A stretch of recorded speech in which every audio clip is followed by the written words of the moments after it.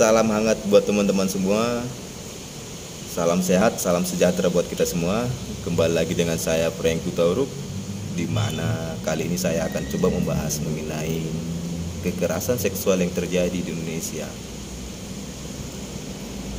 Selama pandemi, Indonesia darurat kekerasan seksual. Kekerasan seksual ini dilakukan oleh orang-orang terdekatnya, bahkan orang-orang yang harusnya melindungi, mengayomi seorang perempuan tega melakukan kekerasan seksual.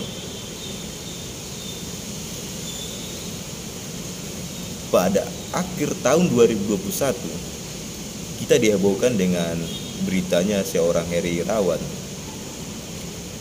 yang tega memperkosa, menghamili hingga melahirkan santriwatinya. Ada belasan santriwati yang hingga melahirkan, diperkosa hingga melahirkan. Dan dari belasan santriwati ini ada satu orang yang bahkan 2 kali melahirkan. Inilah perbuatan sangat keji, predator seksual, yang seharusnya seorang oknum ustadz yang mempunyai pesantren, yang harusnya memberi pengetahuan, melindungi, mengayomi, tega menghancurkan masa depan anak didiknya. Inilah orang-orang terdekat. Sehingga kita harus juga was-was terhadap situasi dan kondisi, bahkan pun terhadap orang-orang dekat kita. Jangan terlena dan jangan cepat-cepat mudah dirayu. Ternyata kekerasan seksual ini juga bukan karena rayu maut, bukan karena janji-janji. Baru-baru ini terjadi juga kekerasan seksual dilakukan oleh oknum bos warteg, tepatnya di Cikarang, Bekasi. Oknum bos warteg ini memperkosa karyawannya yang umur 17 tahun. Kalau dihitung-hitung 17 tahun itu paling-paling masih SMP lah hitungan pegawainya ini.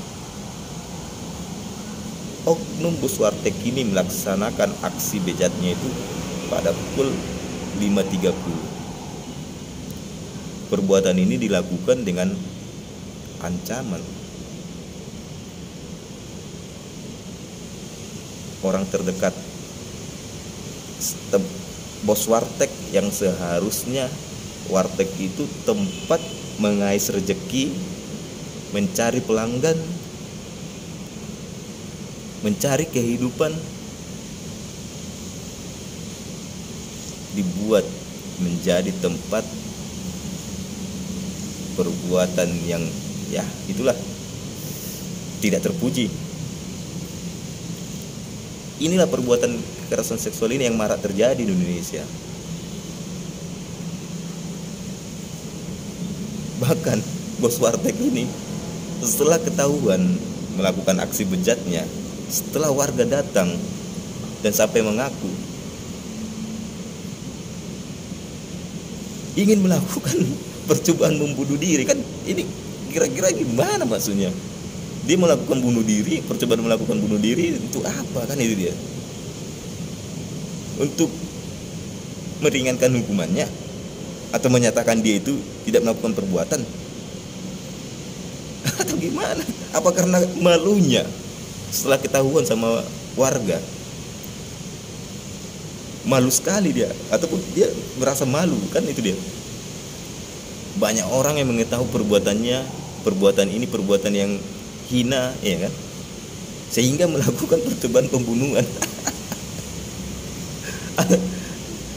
Nggak tahu kita, dia melakukan percobaan pembunuhan untuk mengurangi hukuman, ataupun menyatakan dia tak bersalah, atau bahkan karena dia sakit malunya ingin coba bunuh diri untuk menghindari perbuatannya yang sangat memalukan ini. Inilah perbuatan ini memang, bos ini memang bos warteg ini nggak tahu apalah dalam pikirannya. Tapi itulah modus-modus daripada predator seksual. Biasanya predator ini dilakukan oleh orang-orang terdekat. Sehingga seharusnya sebisa mungkin pemerintah segera mesahkan ataupun membuat undang-undang ataupun menjadikan undang-undang penghapusan kekerasan seksual menjadi undang-undang, segera disahkanlah itulah. Undang-undang penghapusan kekerasan seksual ini sebenarnya sudah lama diajukan oleh Komnas Perempuan, sejak tahun 2012 telah diajukan oleh Komnas Perempuan. Hingga saat ini menjadi pro dan kontra terhadap elit-elit politik di DPR, menjadi bahan alat politiknya lah untuk menaikkan elektabilitasnya. Ini harus segera dilaksanakan oleh pemerintah, mengatur kembali undang-undang penghapusan kekerasan seksual agar perbuatan-perbuatan para predator seksual ini dapat dikurangi lah, agar para wanita di Indonesia dapat terjamin, dapat terlindungi secara hukum daripada predator seksual ini. Terhindarlah dari sini orang-orang yang hanya melampiaskan keinginannya itulah kepada perempuan. Maka untuk itu kepada saudara-saudara semua, untuk menjaga saling bahu-membahu, menjaga ataupun sebisa mungkin apabila ada saudara-saudara kita perempuan, sebisa mungkin harusnya kita jaga, kita perhatikan agar terhindar dari orang-orang yang oknum-oknum, orang yang hina ini, yang melakukan kekerasan seksual ini. Orang yang tak bertanggung jawab, yang tidak mempunyai etika, menurut saya. Demikianlah opini saya untuk kali ini. Saya ucapkan salam hangat, jaga kesehatan buat Indonesia.